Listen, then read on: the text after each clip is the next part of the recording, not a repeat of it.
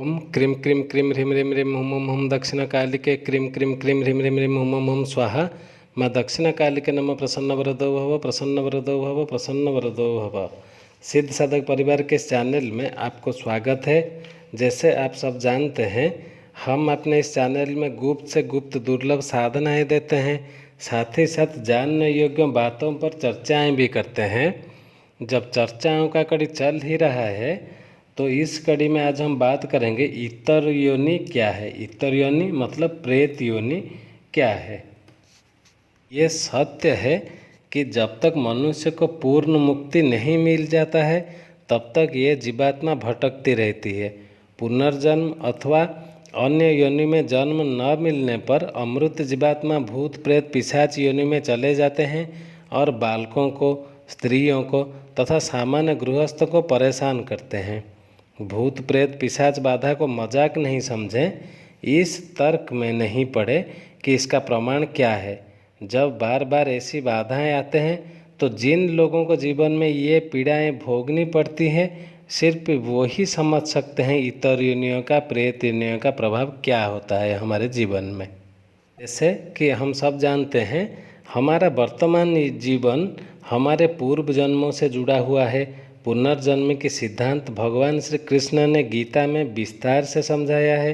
अपने शिष्य अर्जुन को कर्म योग का उपदेश देते हुए स्पष्ट कहा है कि मनुष्य का नया जन्म अवश्य होता है और केवल शरीर बदलता है। यहाँ पर विचार करना और जानना आवश्यक है कि प्रत्येक मनुष्य को उसकी देह शांत होने पर तत्काल नया जीवन मिल जाता है, अथवा उसे किसी नवीन गर्भ की प्राप्ति के लिए प्रतीक्षा करना पड़ता है। अब मृत्यु भी कई प्रकार के होते हैं। प्रथम स्थिति में मनुष्य अपनी पूर्ण आयु जीता हुआ काल चक्र के प्रभाव से वृद्धावस्था प्राण त्याग देता है और इस जन्म में किए गए कार्यों के द्वारा उससे उच्च लोक प्राप्त होते हैं। दूसरी प्रकार की स्थिति में मनुष्य किसी प्राकृतिक विपदा का शिकार होकर मृत्यु को प्राप्त करता है और उस स्थिति में भी उससे ईश्वरीय कृपा से उच्च लोक भी प्राप्त होता है। तीसरी स्थिति में मनुष्य अपने जीवन से दुखों के कारण, अपने जीवन में इच्छित फल का ना प्राप्त करने के कारण हर समय घुट घुट कर जीता है और पूर्ण समय होने पर से पहले ही उसका जीवन समाप्त हो जाता है। अब यह जीवन की समाप्ति स्वयं की कुंठा, दुख, पीड़ा अथवा किसी और कारण से हो सकता है। ऐसा व्यक्ति अतृप्त व्यक्ति कहलाता है और जो अपने जीवन में अपने कामनाओं को पूर्ण नहीं कर पाया, ऐसे व्यक्ति जीवन समाप्त हो जाने पर भी भूत प्रेत पिशाच की योनि में जाते हैं, क्योंकि उन्होंने स्वयं अपने जीवन में अपना कार्य संपन्न नहीं किया और हर समय अतृप्त ही रहे। और अब आते हैं चौथा प्रकार की मृत्यु, जो किसी अन्य द्वारा द्वेषवश जीवन का अंत कर दिया जाता है। वह मनुष्य अपनी पूर्ण आयु नहीं भोग पाता है, तो भी उससे जीवन के चक्र से मुक्ति नहीं मिलता है। वह अपने जीवन में जो जो कार्य पूर्ण करना चाहता था, उन कार्यों की पूर्ति के लिए प्रेत योनि में चला जाता है और वह निरंतर प्रतिकार करने के लिए किसी भी प्रकार के कार्य कर सकता है। पांचवी प्रकार की मृत्यु में मनुष्य जब अपना जीवन सीधा साधा सरलता से जी रहा है, लेकिन द्वेषवश कुछ व्यक्तियों द्वारा, चाहे वो उसके परिवार के सदस्य ही क्यों ना हो, कुछ ऐसे तंत्र प्रयोग कर दिए जाते हैं जिनके कारण उसके जीवन में मृत्यु पीड़ा आ जाता है और एकाएक आकस्मिक रूप से जीवन समाप्त हो जाता है। पहले दो स्थितियों ईश्वरीय विधान है और ईश्वरीय विधान सदैव श्रेष्ठ के लिए ही होता है और उन्हें श्रेष्ठ नवीन जन्म अवश्य प्राप्त होता है। लेकिन बाद की तीन स्थितियाँ, जिसमें आत्महत्या, द्वेषपूर्ण जीवन समाप्ति अथवा तंत्र प्रयोग द्वारा जीवन समाप्ति अत्यंत ही विकराल स्थिति है, जो पुनर्जन्म की प्रतीक्षा में इस पृथ्वी लोक पर ही छाया बनकर भटकते रहते हैं, क्योंकि जो जीवन वे जीना चाहते थे वो जी नहीं सके, जो प्राप्त करना चाहते थे वो प्राप्त नहीं हुआ। एकाएक जीवन का अंत हो गया। अपूर्ण इच्छाएं, वासना ही कारण होते हैं व्यक्ति की इन योनियों में भटकने की। ऐसे में उस व्यक्ति का मोह अपने परिवार के प्रति अथवा वासनाओं के प्रति समाप्त नहीं हुआ होता है और वह व्यक्ति अक्सर भूत प्रेत योनि में चला जाता है और उसकी अतृप्त आत्मा भटकती रहती है।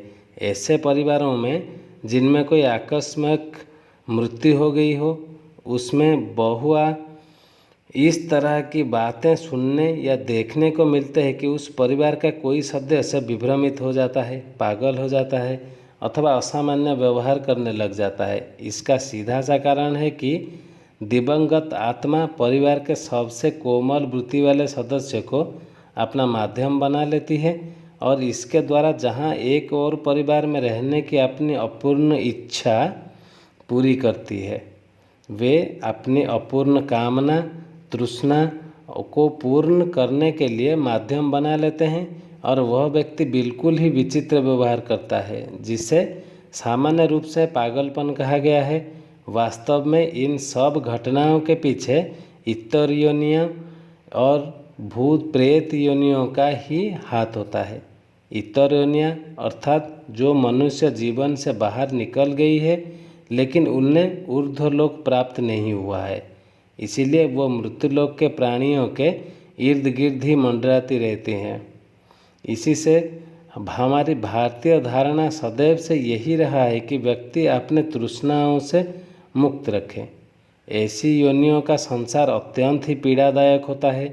ये संसार जो प्रेत योनि होता है, जो इतर योनि होता है, उनका संसार तो छल कपट से भरा है और उसके ऊपर यदि कोई व्यक्ति आत्महत्या कर लेता है अथवा किसी कारण अकाल मृत्यु हो जाता है तो वह नहीं जानता है कि इस जगत से परे जो जगत है उसमें इससे भी ज़्यादा व्यभिचार छल कपट हिंसा है। इतर योनियों के संसार को समझा जाए तो वे मानव से ज़्यादा मुक्ति के लिए छटपटाती हुई योनियाँ हैं। मानव के पास तो तब भी यह शरीर है और अपने बहुत कुछ गतिविधियों का संचालन करते हेतु, किंतु उनके पास तो वो शरीर भी नहीं है। निरंतर अपना मुक्ति के लिए छटपटाती हुई अपनी अपूर्ण वासना के तृप्ति के लिए भटकती रहती है। कभी इसको माध्यम बनाती है तो कभी उसको माध्यम बनाती है। इन भटकती हुई योनियों का नाम ही है भूत। अब आपको पता चला भूत।